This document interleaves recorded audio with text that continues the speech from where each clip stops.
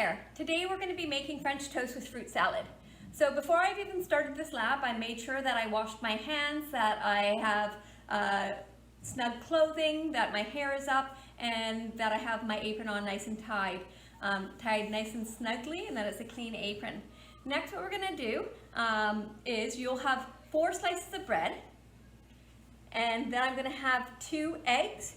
You want to make sure with the eggs, the easiest way to crack an egg is to actually find the roundest bit of the egg, and you just give it a gentle tap on the countertop. Okay, and you can pull the egg apart. So what we're looking for is a fresh egg, that the egg yolk is quite bright, that the egg whites are nice and clear, and that the egg itself is pretty much staying together. So it's just a gentle tap will break the egg, and you want to make sure that if you have shell that cracks into it, just use the actual shell, the remaining shell, to take it out. That's the easiest way. Now, when you're washing or when you're cooking with eggs, you always want to make sure that you wash your hands right after, because with eggs we've got salmonella and campylobacter, so we want to make sure that we are nice and safe. Now, with the 2 eggs, what I'm going to do is I'm just going to I can use a whisk to beat those eggs up. So here's the whisk, right there is the tool, and I'm just going to beat the egg up so that it becomes almost like a yellow, like a pastel yellow. So it's a nice light color when you know it's thoroughly incorporated. Okay. So we've got our 2 eggs. There we go, that have been nicely beaten. And then you will need 80 mils of milk. So in order to measure accurately with a liquid, we use a liquid measuring cup.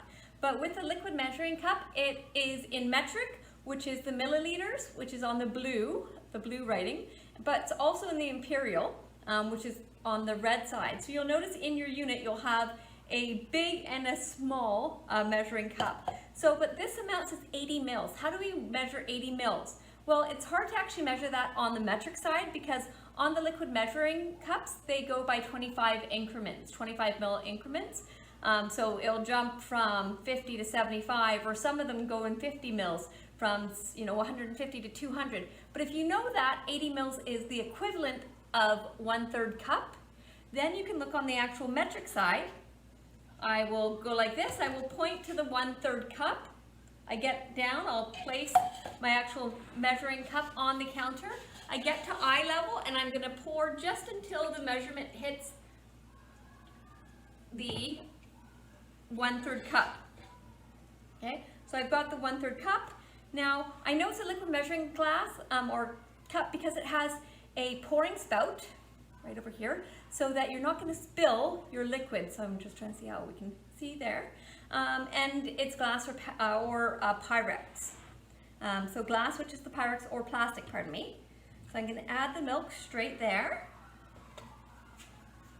Okay, then I need to have vanilla extract. So the vanilla extract that I'll be using. Okay, right over here I need 2 mils.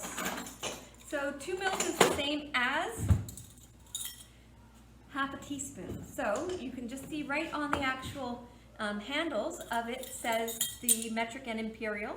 So I always like to measure over a separate custard cup, so that if I spill, it will spill right, see, into the bowl, and I can save that. I have a funnel, and I can put the rest into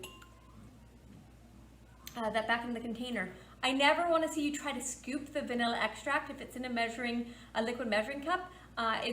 I don't want to see you try to scoop that actual vanilla out with the measuring spoons, because it will be an inaccurate measurement.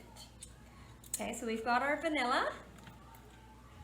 Now we need our sugar. So the sugar is going to be 15 mils. So we always make sure we use a nice clean measuring cup. So 15 mils is the equivalent of 1 tablespoon. So I'm going to fill over the container, and then I use the back of a grapefruit knife, or a butter knife that we say, and I level it off. Okay, I don't want to see you try to level it off like this, because a whole bunch of sugar will fall, will go everywhere. But if we use, it's a lot more accurate if we use it vertically on the straight edge, and then we can add that straight to our mixture. Now, when you do the day one of the slab, you're going to be making the milk mixture, and we'll put it in a container and we'll put it in the fridge overnight. And you'll also be making, as you'll see, there'll be fruit salad. So you're going to be getting most of the fruit salad ready, and then on day two, you add in the bananas for the fruit salad, and we add the bread with the actual mixture, the milk mixture, and then we'll cook it. Because there just is not enough time to do this in the 41 minutes of class. Now cinnamon, you will have the 2 mils.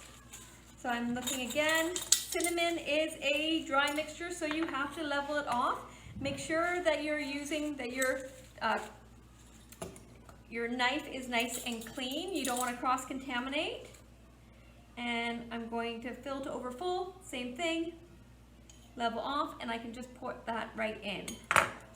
Okay, at this point, we've got our ingredients. I can just move this over to the side, and I'm just going to grab my whisk again, and I can whisk together all of these ingredients. Now I'm going to turn on my element to about a medium high at this point. And it's going to take a while for it to actually heat up. You'll also need 10 mils of margarine or butter for the recipe, which I already have pre-measured. And all I did was pack in the 5 mils on the measuring spoon. I packed it twice and leveled it off, and that's how I got my margarine. Okay, so while I'm waiting for my pan to heat up, I'm actually going to do the second bit of this recipe. Okay, I'm going to say, okay, so let's make sure with here. And that is, I'm going to be making the fruit salad. So with the fruit salad, you will have, and there's going to be some days you might have, like today I don't have melon, but I've used a pear instead. So fruit salads can pretty much be anything that you enjoy putting into this combination.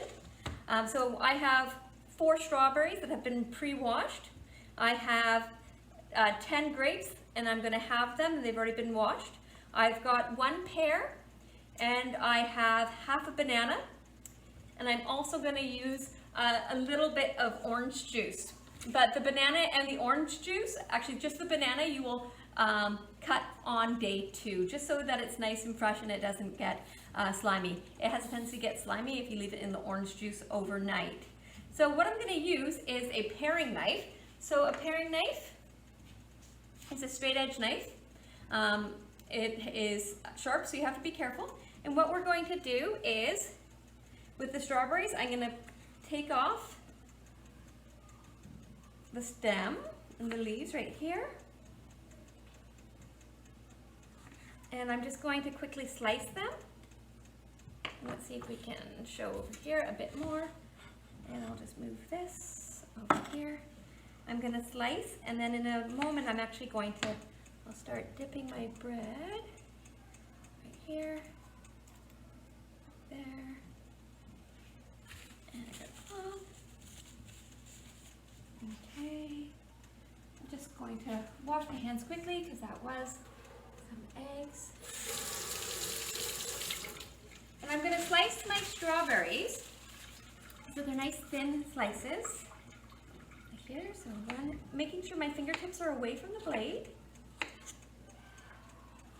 like so. And so they just look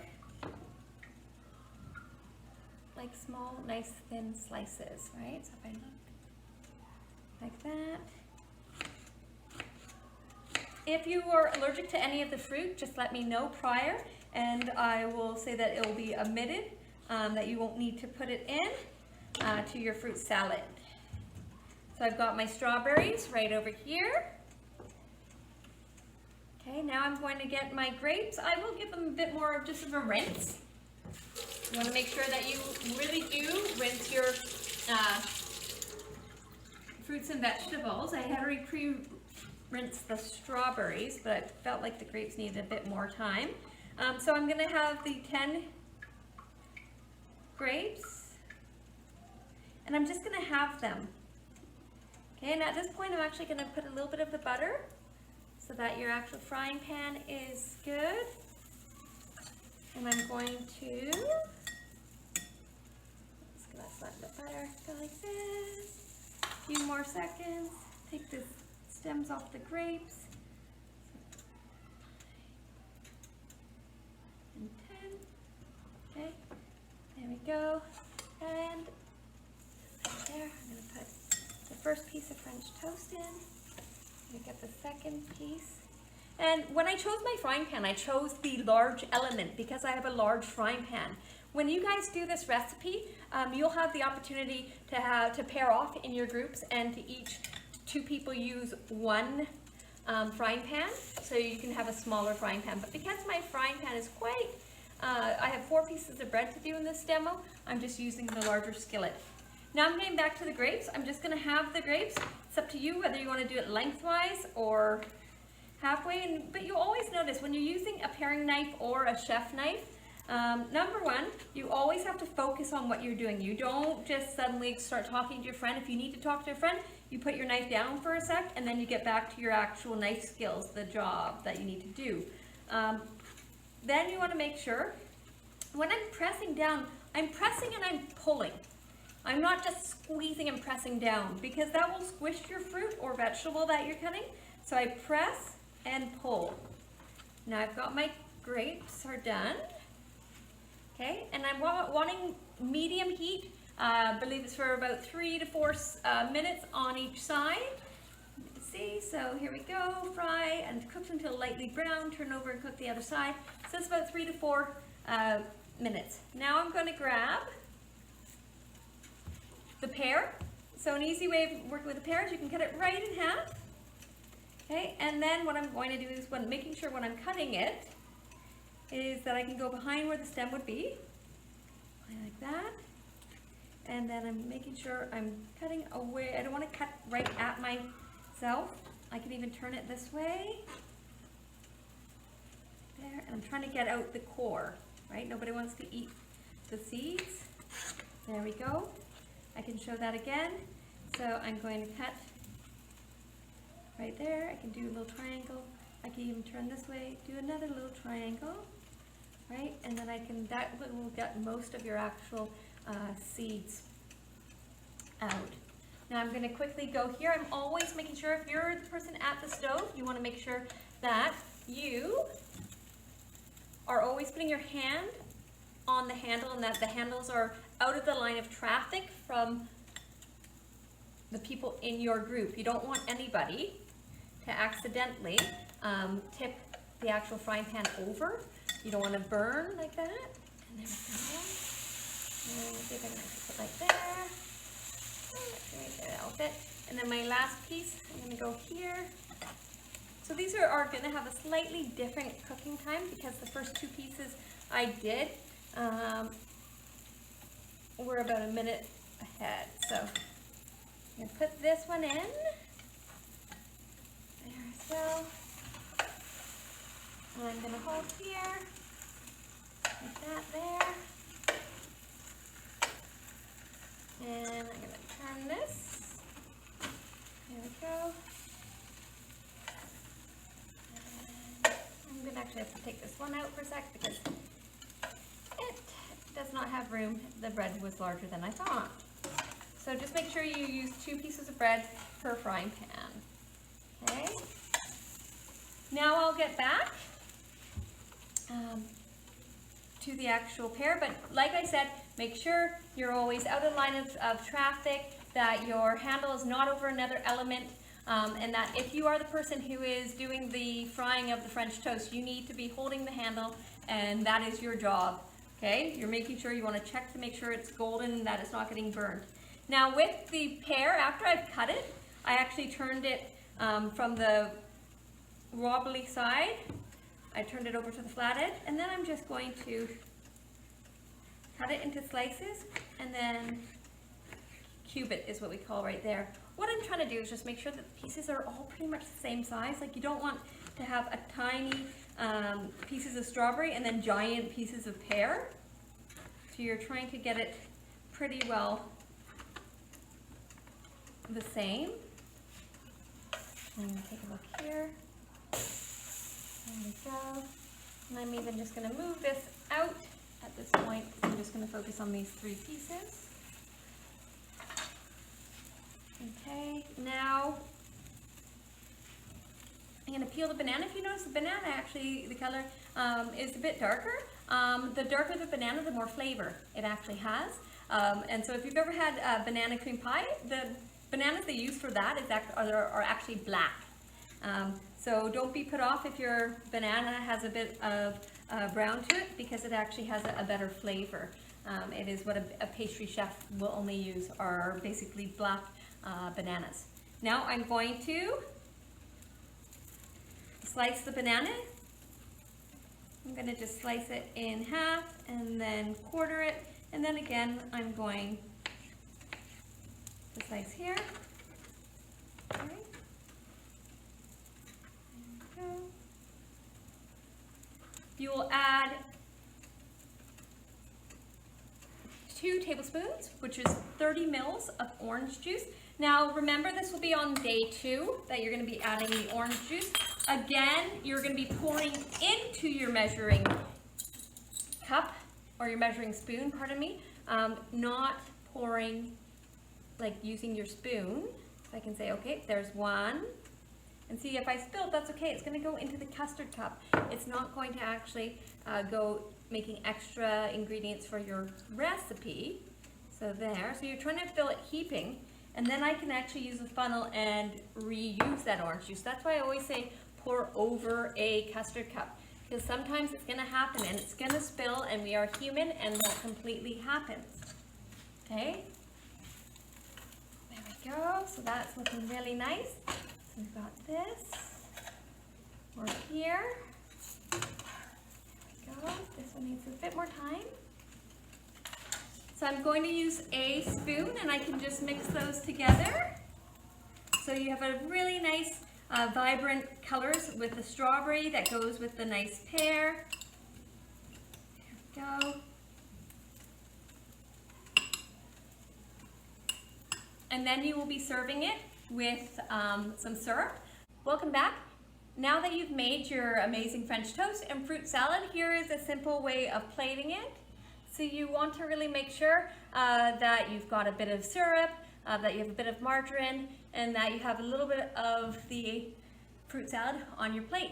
So I hope that this was an informative video, and I look forward to cooking with you guys in the next couple days and working on our recipe reading, which this was based on, but it was also based on our knife skills. Thank you so much, and have a great day.